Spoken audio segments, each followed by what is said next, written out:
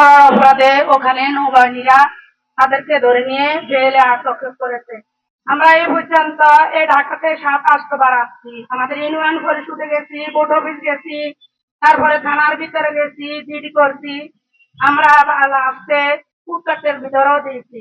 আমাদের সাথে আরেকটা ছেলে ছিল, ওনা অগন চাকরিতে চলে গেছে। ওনা অনেক সহযোগিতা করছে আমাদের লক্ষ্মীপুরের মানুষগুলার। কিছু কিছু খবর মাছরাঙ্গা চ্যানেলে, বৈশাখী চ্যানেলে, ইউটিউবে আমরা বাড়িতে সাংবাদিক নিয়ে প্রথমে আমরা দিয়েছি। এ পর্যন্ত আমরা ঢাকাতে এই 6-7 বার আসছি। আমাদের কোথাও থাকার জায়গা নাই। আমরা নদীভাঙ্গা অসহায় লোক। রামগতিতে আমাদের বাড়ি, কিছু কিছু বিভিন্ন জায়গার লোক আছে।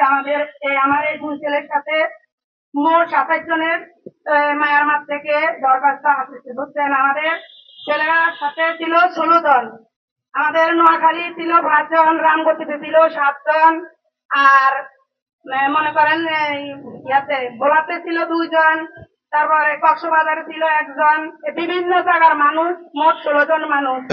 আমরা এ পর্যন্ত বহু জায়গায় খুঁজছি, কোথাও থেকে ভালো একটা খবর এখনই আমরা পাই।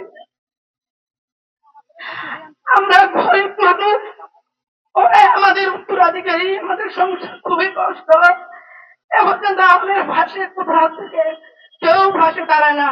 আমরা পর্যন্ত আরো একবার বেশ ক্লাবের সামনে এসে মানবন্ধন করছি কোম্পানি নিয়ে, আমরা কোনো একটা তথ্য পাইনি। লাস্ট পর্যায়ে আবার উনি আমাদের রামগতির মানুষ, শুনে আমাদেরকে কালকে থেকে আশ্রয় দিতেছে। আমরা ওখানে থাকি, খাই। আজকে আপনাদের সবার সামনে উপস্থিত হয়েছি। আপনারা দয়া করে মাননীয় প্রধানমন্ত্রীর চোখে নজরে রাখবেন, উনি যেন আমাদের গরিবের পাশে যেন দাঁড়ায়। আমরা না হলে বিকাশের আমাদের ভাত জুটবে না। আমরা বহু কষ্ট করে এই ঢাকার শহরে 7 বার আসা হয়েছে। আমরা এ পর্যন্ত একটা পরিবার থেকে 80-90 হাজার টাকা শুধু হতে হতে গাড়ি ভাড়া, বিভিন্ন কাগজপত্রে, সোশ্যাল মিডিয়ায় নিচ্ছি। অনেক জায়গায় আমরা খুঁজছি, কোথাও থেকে আমরা ভালো খবর হয়তো আমরা পাই না। আজকে লাস্ট পর্যায়ে ঢাকায় এসে বাইরে আমাদেরকে থাকার জায়গা দিল, খাওয়ার সহযোগিতা করলো। আল্লাহকে অনেক দিন বেঁচে থাকো। আমরা আজকে আপনাদের সামনে খবরগুলো তুলে ধরছি, আপনারা যেন মাননীয় প্রধানমন্ত্রী এবং যে জায়গায় আপনারা দেওয়ার প্রোগ্রাম আছে তাদের সাথে আপনারা আমাদের এই খবরগুলো জানাবেন। মাননীয় প্রধানমন্ত্রীর কাছে আমাদের আকুল আবেদন, যেন উনি বাংলাদেশের নাগরিক, উনিও রামগতির ছেলে, আমরাও রামগতির জনগণ। আমাদের সন্তান কি দোষ করেছে, আমরা কি দোষ করেছি পাবলিক হয়ে? আজকে আমরা গরিব দেখে আমাদের পাশে উনি দাঁড়াইতেছে না। যদি প্রতিপক্ষে হয়তো তাহলে উনি নিশ্চিত দাঁড়াইতো। আজকে আমরা গরিব থেকে আমাদের পাশে, কখনো আমাদেরকে জিজ্ঞাসা করেন এই 16টি পরিবার, 27টি পরিবার কিভাবে তারা চলতেছে। আমাদের এক একটা সংসারে 7-8 জন 10 জন মানুষ করে খায়। আমরা কোত্থেকে খাই? যারা আমাদের কর্মস্থান তারাই আমাদের নাই। আজকে 4-5টা মাস আমাদের কিভাবে দিন যায়, কিভাবে রাজ্যে আমরা প্রতি দিন কাটাই। আমরা আরো 2-1 বার ঢাকাতে আসছি, আমরা রোটে ছিলাম, আমাদের কাছে ওইরকম কোনো টাকা ছিল না আমরা একটা বড়ি নিয়ে উঠবো। আমাদের ওইরকম দিন গেছে, আমরা পুরো দিন না খাই আবার বাড়িতে ফিরে গেছি। আমাদের পাশে কেউ কখনো দাঁড়ায়নি। বাংলাদেশের এত বড় বড় লোক, মানুষ, কত গণ্যমান্য লোক আমাদেরকে কোনোদিন 2টা টাকা দিয়েও তারা সহযোগিতা করেনি যে আপনারা কিভাবে চলেন। আমরা রামগতির মানুষগুলা একেবারে অসহায়। আমরা 7-8 বার নদীতে ভাঙছি। আমার বাড়ি ছিল, আমি 5 নম্বর চর আব্দুল্লাহ ওয়ার্ডে গোঠা, বুঝছেন। এখন আমি বর্তমানে থাকি 9 নং ওয়ার্ডে। আমরা তাও গুলজারগঞ্জের পাহাড়ে থাকি।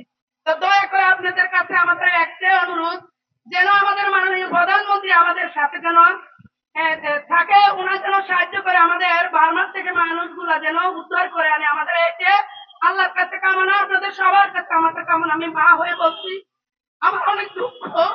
আমার বাবা নাই, ভাই নাই, আমার সন্তানে আমার বলেছে আজকে সন্তানে আমি অনেক অসহায়। আমার স্বামী দীর্ঘদিন অসুস্থ, ওনার তো এরকম রুজি রোজগার এখন নিজের দিনে চলতেছে।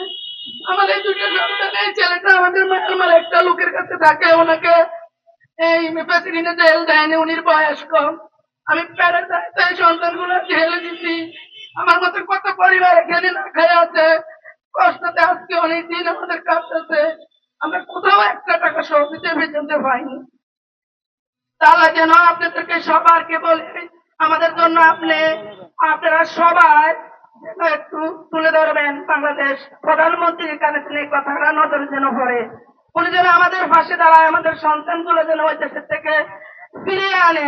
আমরা এইটাই চাই, আমাদের এইটাই মানবতার আমরা যেন আমাদের লোকগুলা যেন উদ্ধার চাই, মুক্তি চাই আমরা ওই দেশের থেকে। বাংলাদেশ সরকার যদি মুক্তি না দেয়, আমাদের সন্তান কে মুক্তি করবো ওই দেশে থেকে? এটা তো বাংলাদেশ না, আমরা যাকে তাকে ধরে সন্তান উদ্ধার করব।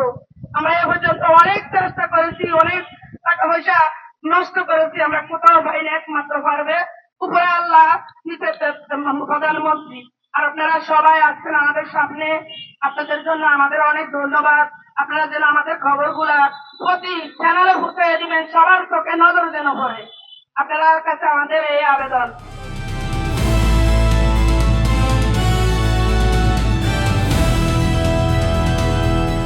দিনাজপুর টিভি, মানুষের জীবনের কথা বলে।